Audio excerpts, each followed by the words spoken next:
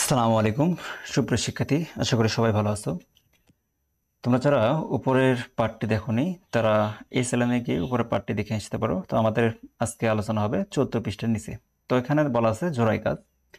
তো জোড়াই কাজটা আমরা চলো কমপ্লিট করে নিই। তো জোড়াই কাজটা বলছে যে দেখাও যে 5 মাত্রা ভূমিকম্পের চেয়ে 7 মাত্রা ভূমিকম্প 100 গুণ বেশি শক্তিশালী, আবার 5 মাত্রা ভূমিকম্পর চেয়ে 8 মাত্রা ভূমিকম্প 1000 গুণ বেশি শক্তিশালী। তাহলে 5 মাত্রা ভূমিকম্প একই রকম, যদি সেটা 8 মাত্রায় হয় সেক্ষেত্রে 100 গুণ, আর যদি 5 মাত্রা ভূমিকম্পের চেয়ে 8 মাত্রা ভূমিকম্প বেশি হয় সেক্ষেত্রে 1000 গুণ শক্তিশালী কিভাবে হয়। তো সেটা আমরা একটু দেখব। চলো আমরা একটু দেখে নেই কিভাবে করা যায়। আমরা কিছু বিষয় ধরে নেব।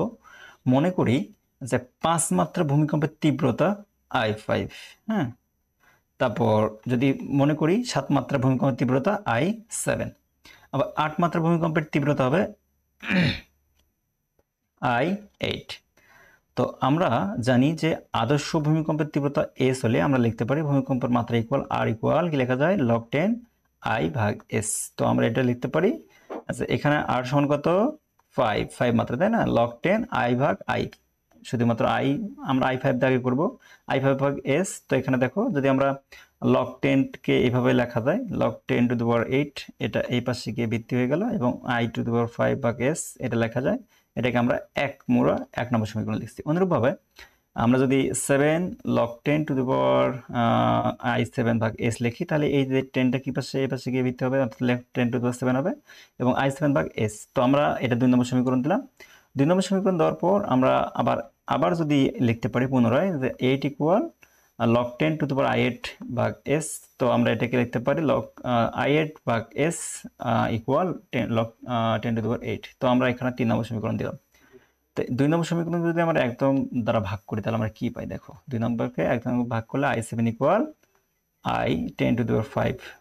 তো আমরা ভাগ করে দেখালে আমরা যদি পাই, তোমরা ভাগ করে দেখবে একটু, এটার সাথে যদি আমরা এইটা ভাগ করি তাহলে আমরা কি পাবো, এখানে ভাগ করলে আমাদের সংখ্যাগুলো কমে যাবে, তাই না, এস চলে যাবে, অর্থাৎ 5 এর সাথে আমরা কি থাকবে 5 I7 এর সাথে 10 টু দি পাওয়ার 5 থাকবে। আচ্ছা এখন দেখো 5 মাত্রা ভূমিকম্প আছে, 7 মাত্রা ভূমিকম্প কত হয়ে গেল, কত গুণ 100 গুণ, তাই না, তাহলে 100 গুণ আমরা পেয়ে গেলাম এটা, হ্যাঁ।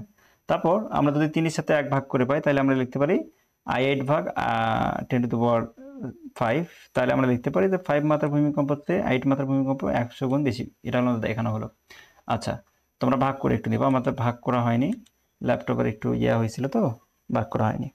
তো এখানে বলছিল আমাদের এখানে একটা নোট দেওয়া আছে, বলছে যে রিক্টার স্কেলের মাত্রা 1 ডিগ্রি বৃদ্ধি পাওয়ার কারণে ভূমিকম্পের শক্তি বৃদ্ধি মাত্রা 10 গুণ কম, 10 গুণ। মাত্রা 2 বা 3 বৃদ্ধি পাওয়ার কারণে ভূমিকম্পের শক্তি মাত্রা বৃদ্ধি পায় 100 থেকে 1000 গুণ। এমন পরিবর্তন কেন হয় বলতে পারো কি? আসলে এই মাত্রা 10 ভিত্তিক লব ব্যবহার করে নির্ণয় করা হয় বলে এমন পরিবর্তন হয়। তাহলে 10 ভিত্তিক লব নির্ণয় করার সাথে সাথে এই পরিবর্তনটা এত বেশি হয়। এখন আমাদের সমস্যা দিয়েছে একটা, যে 2023 সালের বলছে 2023 সালের 4 ফেব্রুয়ারি আমাদের বলছে তুরস্কের দক্ষিণাংশের যে ভয়াবহ ভূমিকম্পে সংঘটিত হয়, রিক্টার স্কেলে তার মাত্রা 7.8 রেকর্ড করা হয়, এবং মাত্র প্রায় 9 ঘন্টার পর তুরস্কের দক্ষিণ পশ্চিমে আরও একটি ভূমিকম্প সংঘটিত হয় যার মাত্রা হচ্ছে 9.5 রেকর্ড করা হয়। পূর্বে ভূমিকম্পটি পরবর্তী ভূমিকম্পের চেয়ে কত গুণ বেশি শক্তিশালী ছিল, মানে পূর্বে বলতে আগে এবং পরবর্তী বলতে পরেরটা, অর্থাৎ এইটা থেকে এত মাত্রা ভূমিকম্প হওয়া এবং এত মাত্রা ভূমিকম্প হওয়ার মধ্যে কার বেশি শক্তিশালী ভূমিকম্প কোথায় হয়েছিল সেটা আমাদের দেখাতে হবে। আমাদের এখানে সমাধান করে দেওয়া আছে, তো আমরা একটু সমাধান করে একটু বুঝে নিই যেহেতু বিষয়টা, যে আয়ন শব্দটা তো পূর্বের ভূমিকম্পের তীব্রতা ধরছে এটা, হ্যাঁ, আর আইটি শব্দটা তো পরবর্তী যে পরে হয়েছে সেটা তীব্রতা, এবং এস টি কেবল হবে আদর্শ ভূমিকম্পের তীব্রতা। রিক্টার স্কেলে এটা আমরা জানি যে পূর্ব ভূমিকম্পের মাত্রা log 10 to the power I1s, তাই এটা হলো পূর্বে, অর্থাৎ এখানে 1 দ্বারা কি বোঝাইছে, পূর্বে বোঝায়নি, এটা দ্বারা পূর্বে বোঝানো হয়েছে, এবং পরবর্তী ভূমিকম্পের মাত্রা হচ্ছে log 10 I2 ভাগ s, এটা আমরা বোঝাইছি। প্রশ্ন মতো আমরা লিখতে পারি যে এইটা দেখো পূর্বের ঘটনা, তাই না, যে এটা প্রথমে ঘটছিল, তাহলে log 10 I2 এর 1 এটা 1 নম্বর সমীকরণ। এটাকে আমরা পরবর্তী যেটা ঘটছিল সেটা দেখো, এটা সময় এটা ঘটে নেই, এটা আমাদের হয়েছিল পরে। তো log 10 I2 ভাগ s, তো এটা তো আমরা 1 নংকে যদি দুইটা বিয়োগ করি তাহলে আমরা এর পাই যে log 10 I1 ভাগ s log 10 I2 ভাগ s, হ্যাঁ, তারপর log 7.5 থেকে 7.8 থেকে 7.5 ভাগ দিলাম, তাহলে কত পেলাম 0.3। তো আমরা এইটা পাইলাম। তো দেখো ভাগ থাকলে এখানে ভাগ আছে, এটা পুরো অংশই বিয়োগ হয়েছে, তো এটা ভাগ আছে, এটা পুরো অংশ বিয়োগ হয়েছে। তো বিয়োগ হওয়ার পর এটা দেখো প্লাস মাইনাসে মাইনাস, মাইনাস মাইনাসে প্লাস। তো লগ এস যদি ক্যান্সেল করে দাও তাহলে কি পড়ে থাকে, লগ 10⁻1 লগ 10⁻2 এটা সমান এটা থাকে। তো যদি আমি এটাকে ভাগ করি, মানে বিয়োগ থাকলে আমাদের ভাগ হয়, লগ 10 এখানে উপরে গেছে এটা, তাই না, এটা নিচে আসবে এবং কত পাই বলে 0.3। এই লগারিদম সূচকের মাধ্যমে প্রকাশ করলে দ্বারা কি পারায়, যে এটা যদি আমি এই যে লগ 10টা এই পাশে নিয়েছি তাহলে এটা কি হবে, ভিত্তি হবে। তো আমরা লিখতে পারি i1 ভাগ i2 লগ 10। তাহলে এটাকে এটা করলে আমরা এটা পাই। দেখি একটু আমরা অনলাইনে সাহায্য নিই, আমরা কিভাবে পেতে পারি। হ্যাঁ, দেখো আমরা এটাকে আমরা যদি এইভাবে লিখি যে 10 এর উপর কত, 10 to the power bracket close করব, টু দি পাওয়ার কত 0.3 যদি আমি দিই তাহলে দেখো আমাদের ভ্যালু কত আসে, আমাদের ভ্যালু কত আসে দেখো, এই যে 1.99526231,497। তো এটাই আমাদের দেখো বই আছে, পাঠ্য বই আমাদের আছে যে পুরোটা অংশ লেখেনি, আচ্ছা পুরো অংশ না লিখলে হবে, সমস্যা নেই। তো এটাকে যেহেতু 1.99 আছে, তো ইকুইভ্যালেন্স দিয়ে আমরা লিখতে পারি 2। তাহলে আমরা লিখতে পারি i1 ভাগ i2, অর্থাৎ এই যে পূর্বের ভূমিকম্পটি পরবর্তী ভূমিকম্পের চেয়ে দ্বিগুণ শক্তিশালী ছিল, তাই না, এটা আমরা লিখতে পারি।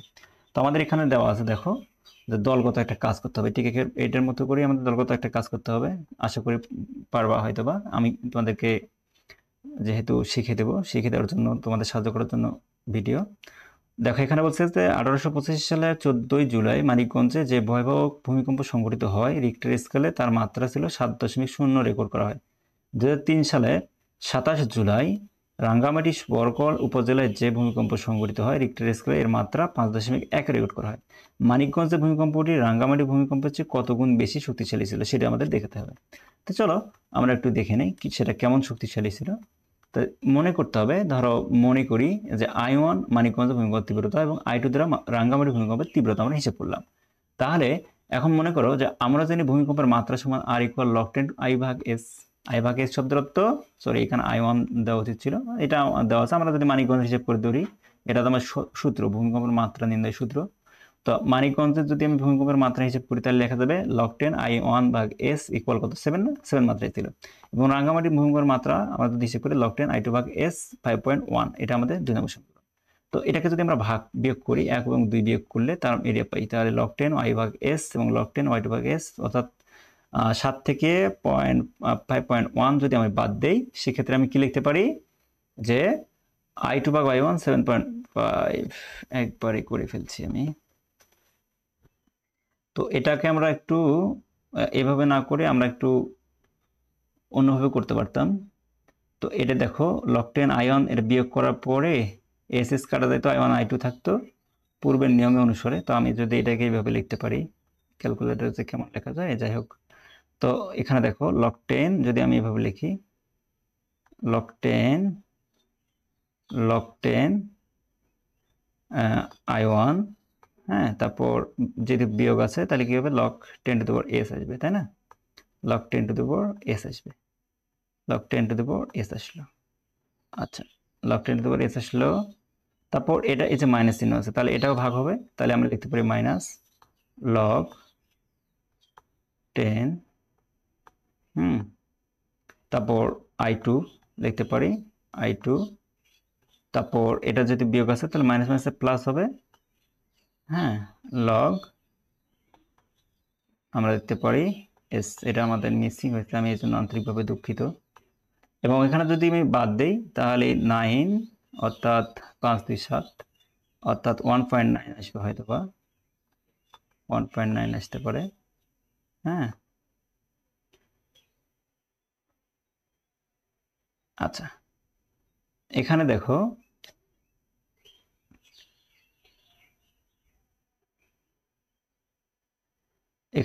যদি আমি এই যে প্লাস log 10 যদি চলে যায় তাহলে কি পড়ে থাকে, log 10 যদি আমি কমন নিই, কমন নেওয়ার পরে এটা অংশটা এইভাবে করা যাবে যে log 10 কমন নিলাম, তাহলে কি লেখা যাবে i1 ভাগ i2, ওকে, i2 সমান কত লেখা যাবে সমান লেখা যাবে 1.9।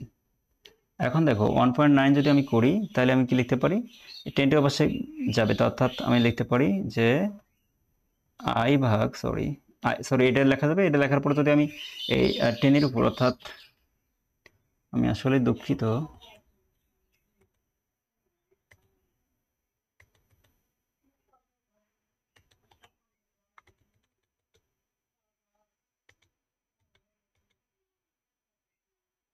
সিলেক্ট হয়ে গেছে। আমরা লিখতে পারি যে লগ